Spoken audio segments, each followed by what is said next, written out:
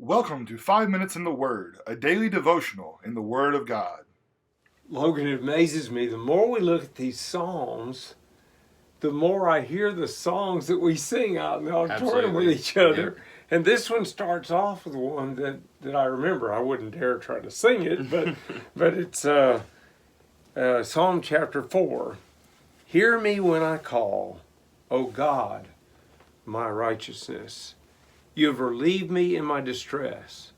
Have mercy on me and hear my prayer. How long, O you sons of men, will you turn my glory to shame? How long will you love worthlessness and seek falsehood? But know that the Lord has set apart for himself him who is godly. The Lord will hear when I call to him. Be angry and do not sin.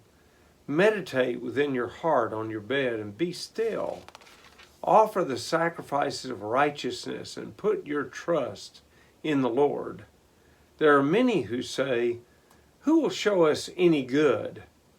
Lord, lift up the light of your countenance upon us.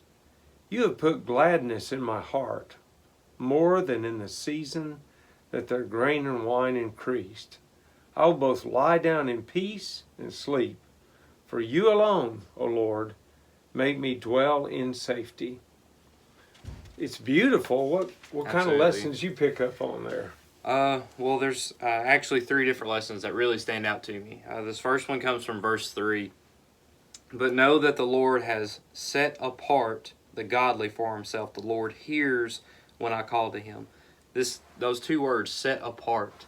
When we become Christians, we are set apart from the world, but more importantly, we're set apart to be with God. Yeah. And that's a really comforting feeling. Even in the same verse as well, the Lord hears when I call to him. God is listening to me when I call out to him, and when I'm in need of help. He always hears me. And additionally, the first part of verse 4, be angry and do not sin.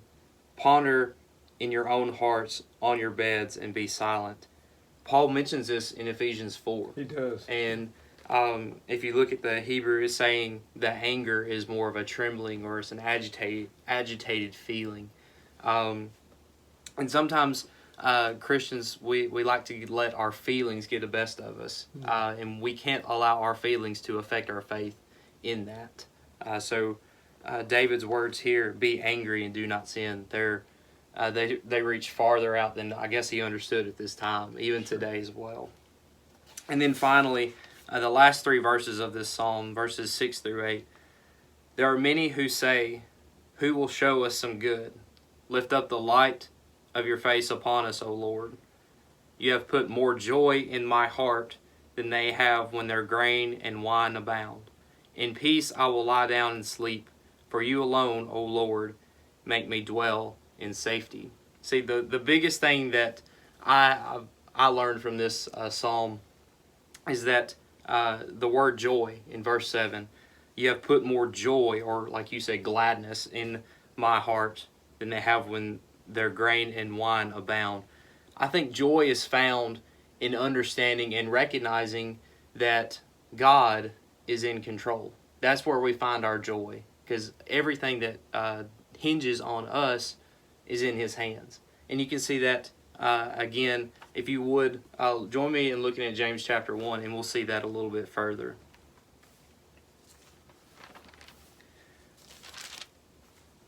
So you will see the same word joy mentioned again here in verses 2 through 4 of James chapter 1. Count it all joy, my brothers, when you meet trials of various kinds. For you know that the testing of your faith produces steadfastness, and let steadfastness have its full effect, that ye may be perfect and complete, lacking in nothing. Now, I will say, too, that this word perfect doesn't mean 100% perfection. It just means more maturity. Yeah. But count it all joy, brothers, when you meet various trials. That means you're growing. And that growth can also depend upon the things that we meet in our lives, obviously, but how do we let the things that happen in our life affect our faith as well? Yeah. And you know what? As you went through Psalm 4 and everything you highlighted, slowly it began to dawn on me, that's Jesus. That's exactly the way he lived, you Yep. know. Was he angry? Well, he overturned the Yeah. tables, you know. Yeah, I'd he say did. that sounds like a little bit of anger, but he didn't sin in it. He told them they were basically mistreating his father's house. He wasn't going to tolerate that. Mm-hmm. And then, if there ever was somebody that lived that believed God heard him, well, that would sure be Jesus. Absolutely. In fact, he calls attention to that at the house of, well, Mary and Martha when Lazarus has died. He said, Mhm. You've always heard me, you know, please hear me again. And then he ultimately puts his total trust, he rests in the Lord. So what you said, David and all of us, were really imitating the best example that ever lived.